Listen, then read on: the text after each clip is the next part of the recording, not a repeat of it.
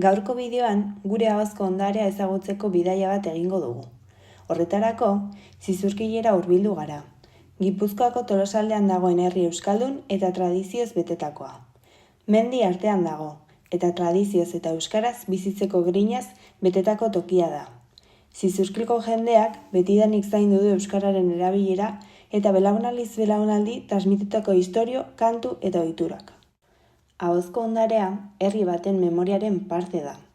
Ahoz-aho transmititzen diren ipuinak, kantuak, esku jolasak, koplak, asmakizunak edo esaerak biltzen ditu.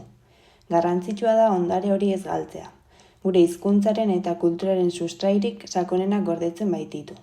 Horrelako testigantzek erakusten digute nola bizi, jolastu eta pentsatzen zuten gure arbasoek.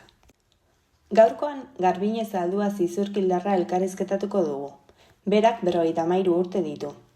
Gaztetatik haurrak zaintzen ibili da, eta horrek haur abestien munduan murgildu du.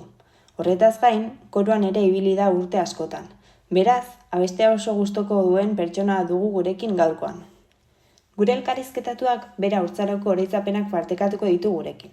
Jolasean kantatzen zituzten abestiak, esku jolasak, lotorako abestiak edota sokasaltoan erabiltzen zituzten abestiak.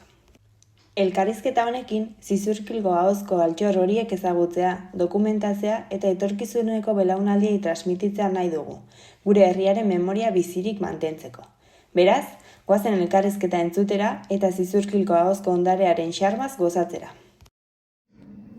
Bale, orduan, aber badakizkizun lotako erabiltzen zenituen abestin batzuk. Haurtxo txiki, loa, isilik dago, eta hola, horiek esan dut.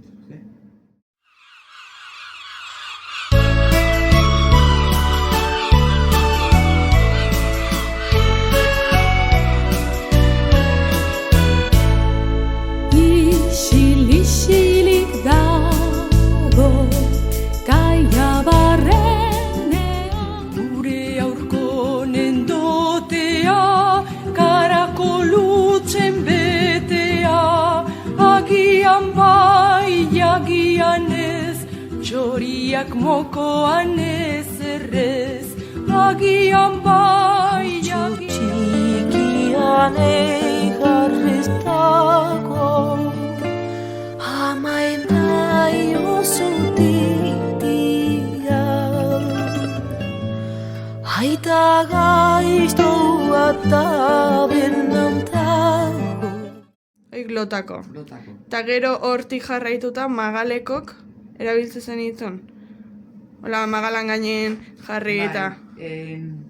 Arre mandako eta txalo pintxalo. Bale. Mandako, bihar Tolosarako, etzi Iruñerako, handik zer ekarriko, Zapata eta Gerriko, haien norentzako, haizearentzako. Gero hor esku jolasak ite zenituen, o... Bai, bakarran bat, hola, Don Makarron edo izena zuen zera. Don Makarron chispero a la magüey, ote, tititi, ote, tititi, Don Makarron. Gero, aberri biltzen zinaten korron, itezian jolasetan edo laborobilen esku emanda. Sokasalto ez, korruan ez naiz? Ez, gehiago igual sokasalto aldea. Bai, sokasaltuan, aita, amaz, hoi, eta saltoka abestezen. Saltoka, nabil ni gustora, salto bat sartu arte, sartu dadila julen ta biok elkarrekin, salto bat irten arte, eman zazu buelta ta irten zaitez. Eta zeintzan zure jolas gustokona? Denboa gehiena zertan pasatzen zenuen? soka saltuan. Txoka saltoan. Bai, Eskolan bakarrik, o geho? eskolan. Eskolan ibiltzen zinaten denba gehiena. Vale. Eskerrik asko.